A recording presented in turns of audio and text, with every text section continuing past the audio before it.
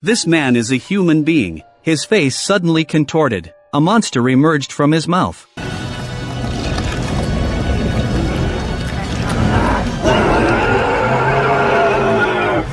Just because during an experiment, he openly displayed affection with his female assistant, the monster was unable to tolerate both of them, and bit the man, even though the man immediately shook it off. His entire hand was already bloody and mangled. The monster took the opportunity to escape as well. At that time, no one realized how much trouble this will bring. That night, Pete, the security guard on the night shift at the biotech company, suddenly received a system alert. There was an unknown leak in Sector 3. It was late at night when everything was quiet. He went to investigate. The entire building was empty, only the sound of his own footsteps. Suddenly, there was a sound of impact. Pete followed the sound. He saw bloodstains on the floor, and a damaged iron door. He looked around, and didn't see any suspicious figures. However, just as he relaxed slightly, a humanoid creature suddenly burst out of the room, and pounced on him. The guard was about to draw his gun and shoot. That thing unexpectedly fell down. When he took a closer look, it turned out to be a severely injured researcher.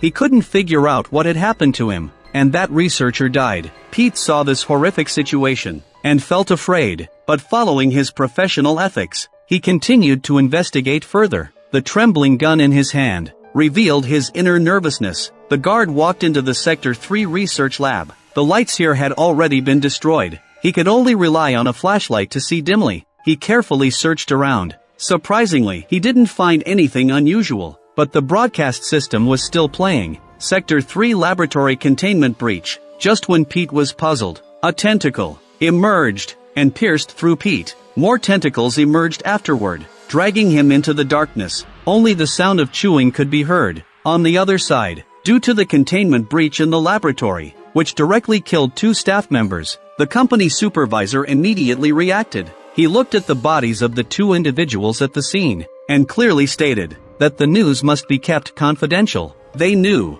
that the research was illegal. If this kind of thing were to be leaked, the company's reputation would be ruined. Not only would they lose their jobs, but they could also end up in prison. Meanwhile, Sherry noticed that her father hadn't returned all night. She went directly to the company, and learned from the supervisor that last night, her father didn't come to work. So, where did her father go? Although filled with doubts in her heart, Sherry still left, and discussed with her sister Kim at home. Just after Sherry left the company, 2 headquarters investigators arrived at the company. Seeing their arrival, the supervisor had no choice but to confess. From them, she learned the origin of that monster. It happened half a year ago. The company received a research project. Unlike previous business collaborations, the client for this task was the military. They requested the cultivation of a sample, and that sample turned out to be an extraterrestrial organism. Due to the project's special nature, they couldn't report to the Department of Defense, nor obtain the necessary permits from relevant departments. The entire project was illegal.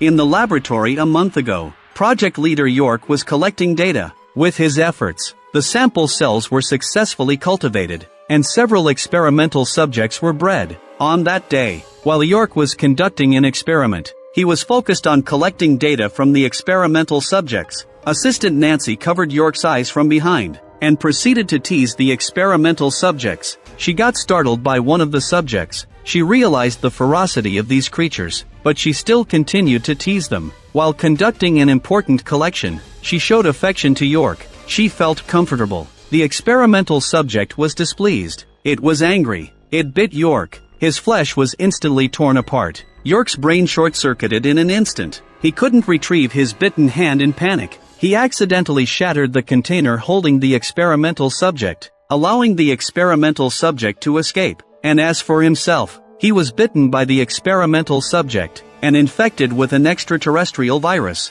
Within a minute, his arm began to contort, and he collapsed unconscious. Realizing the grave situation, Nancy was frozen in fear. After a while, she finally remembered to call for help. Compared to Nancy's sluggishness, Dr. Eric rushed to the scene. He observed York's condition, realizing that the infection had spread throughout his entire arm. All the blood vessels were bulging, with extensive skin swelling and ulceration. It didn't resemble a recent injury at all. These eerie changes terrified Eric. He immediately asked Nancy for assistance. Together they carried York to the medical room, but at that moment, York suddenly became agitated, attempting to bite something, while emitting a deep growl. That sound was definitely not something a human could produce. These changes caught them off guard. They could only try to restrain him. Eric inserted a plastic board into his mouth to prevent him from biting anyone when he went into a frenzy, or bite off his own tongue. Afterward, from the nearby medical box,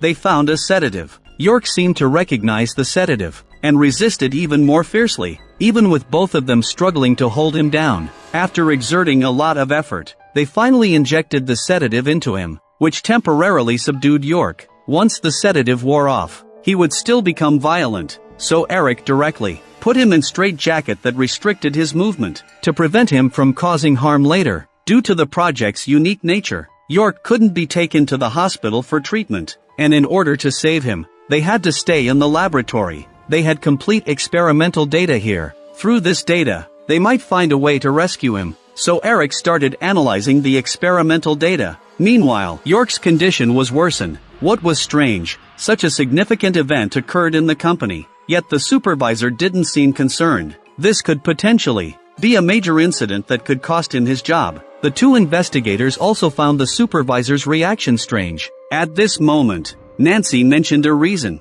It turns out, the supervisor had always been at odds with York. Although York was the project leader, he only wanted to focus on research, while the supervisor wanted to extract the virus from the experimental subjects to develop a biological weapon. It is precisely this difference in research objectives that creates conflicts between the two individuals. At this moment, York encountered a mishap. The supervisor felt more joy in his heart when York got injured. A few hours after he was bitten, his entire body had already been infected. All his skin became loose and aged. Every blood vessel swelled up. He no longer looked like a human. And this is just the beginning. Eric and the other analyzed the infected cells, but the mutations in York progressed too rapidly. They haven't made much progress yet. New changes have already emerged there. York unexpectedly spews out a creature, although it's called a worm, but this thing resembles squirming chunks of flesh. It has over a dozen sharp teeth on it. It can also spray out an unidentified liquid, and emit sharp screeches. Through analysis, they come to understand this thing is highly toxic. A slight mishap could lead to immediate death. Sherry left and then returned. Her boyfriend is also a researcher at the company. With the help of his position, they accessed the company's duty roster system. Sherry clearly saw, last night, her father did come to work. So why did the supervisor lie to her? Doubts arose in her heart. Then she thought of a possibility. Her father was really in trouble. Meanwhile, in the conference room, Nancy continued her narration. York's entire skin was rotting and peeling off. Red flesh was exposed directly to the air. The blood was thick and jelly-like. A layer of pus covered his body. The entire room reeked of decay. There were constantly wriggling meat sprouts on it. By this time, he was completely unable to speak. He could only roar continuously. Eric took a sample of cells from him, but even with this brief contact, that steel clamp was unexpectedly corroded. It seems he is no longer human. Right at this moment, Eric finally had a breakthrough. He discovered that specific electromagnetic pulses can restore the infected cells. This way, York can return to normal, but this device is too small. It can't provide enough energy. A larger machine needs to be built. Right at this moment, York goes raged again, and this time, his power is even greater. The ropes binding him are torn apart. Only a skeletal body covered in flesh remains. Yet, it continues to struggle and roar. Then, an astonishing transformation occurs. Several tentacles emerge, waving in the air. This transformation shocks both of them. Nancy is scared and dumbfounded in place. Eric vigorously shakes her to bring her back to reality. He urges her to quickly find the supervisor. The situation has exceeded their expectations. It's beyond their control. Eric wants to inject York with a tranquilizer again. However, this time, York's heartbeat stops completely. Even the blood pressure disappears. This change puts Eric in panic. Did he kill York? Before he can think further, a new mutation occurs. The deceased York, his body is torn from the inside. A monster emerges from within. Eric, who is right next to him, hasn't reacted yet. He is directly killed by the monster's tentacles. Then, it crazily tears and bites at him. Half of his head is bitten off. Eric's body is covered in blood and flesh. Thus, the scene from the beginning occurs. The system announces that the Sector 3 has been breached. Security guards go to investigate. They encounter Eric, who was half eaten by the monster. Before they can shoot, they become the monster's new meal. The situation is now very clear. The two detectives need to talk to the supervisor privately. They distract Nancy. The supervisor remains calm and says, "The experiment cannot be stopped. The information cannot be leaked. Once you encounter that thing, kill it immediately. Otherwise, be prepared to face unexpected events of your families." Threatened by the supervisor in this way,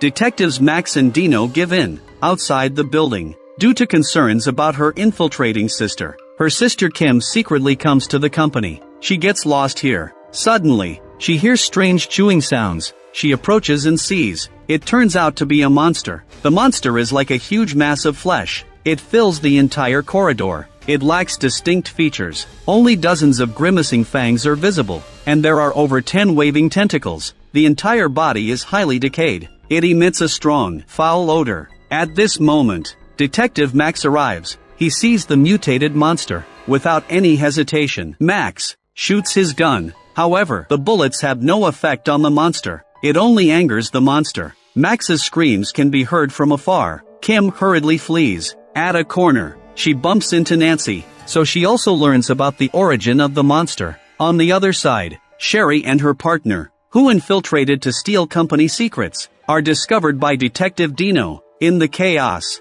Sherry delivers a kick right to Dino's vital point, causing him to fall to the ground. But Dino is a professional after all. Even so, he still manages to stand up. He delivers 2 slaps to Sherry. She is stunned by the blows. Luckily, her boyfriend intervenes in time, allowing them to escape. Yet, the sound of the fight draws the monster's attention. It approaches from behind Dino. In a daze, Sherry, who hasn't recovered yet, sees this horrifying monster. Uttering a sharp shriek, Dino turns his head to look. Surprisingly, it is pitch black. It turns out he had stuck his head directly into the monster's mouth. Before he can react, the monster bites down. His head explodes like a watermelon. It bursts on the spot, spraying everywhere. Immediately after, the monster extends its tentacles. It grabs Sherry's boyfriend directly, slowly dragging him into its mouth. At this moment, Sherry is already terrified. She is sitting still in place. She is only crying out loudly. Surprisingly, she doesn't run away. What's even more absurd is that the monster kills those 2 people, and it starts eating them, completely ignoring Sherry sitting next to it. On the other side, under Nancy's arrangement, Kim hides in a laboratory. Suddenly, someone opens the door. Upon closer inspection, it turns out to be Sherry, and accompanying Sherry is the monster that York transformed into. Seeing 2 more delicious meals, but perhaps due to the different bodily structure of females, Sherry, who has been grabbed twice in a row, she still has the ability to resist. Taking advantage of the situation, Kim picks up a bottle of Aqua Regia and smashes it on the monster's head, causing a strong corrosion, resulting in thick smoke emanating from the monster's body. Numerous wounds appear on its body, while the overall damage is not enough to render the monster immobile. Kim's actions just now clearly angered the monster, so the monster changes its target of attack. Its tentacles attack Kim. Luckily, Kim avoids it in time, but her arm gets grazed. Just as the monster is preparing to attack again, the supervisor and Nancy walk in. The monster gives up on Kim. It strikes the supervisor, aiming for a heart extraction. Then it targets Nancy, attempting a lung extraction. The supervisor is dragged away and becomes a meal for the monster. Taking advantage of the monster eating the supervisor, the 2 sisters quickly slip out of the laboratory. During this brief period, the supervisor has already lost half of his head. The 2 sisters who just escaped the laboratory, coincidentally, they encounter Max. Now there are only the 3 of them here. The system, just now, has already isolated the entire building, unless they eliminate the monster. Otherwise, they can never leave. While they are contemplating a strategy, the monster on the other side has started to ram the door. These iron doors look like cardboard. They could break into pieces at any moment. Suddenly, Max remembers Nancy's report. They can utilize the company's giant pulse cannon to deal with the monster. So, the 3 of them quickly proceed to the pulse laboratory. After a simple adjustment of the charge, Max volunteers to be the bait to lure the monster over. Under the influence of the powerful pulse, York truly reverts to its original form. Just as the three of them celebrate the end, York's face suddenly contorts. The corners of the mouth reach the forehead. Max, who was closest to York, hasn't reacted to this mutation yet, gets eaten by the monster directly. Seeing that the monster hasn't been eliminated yet, the two sisters adjust the charge again, this time at full power. They directly blast the monster into ashes. The two of them haven't had time to celebrate. They see the experimental subject that York released at the very beginning. By now, it has become enormous. It directly breaks through the roof. The movie abruptly ends here. Metamorphosis, Alien Factor was released in 1990. At that time, there was a significant influx of foreign immigrants into the United States. Half of the country's population consisted of foreign individuals. Diverse social and cultural movements failed. People were constantly worried about these immigrants. They feared that they would undermine the core of the nation. The movie used exaggerated techniques to portray this inner fear.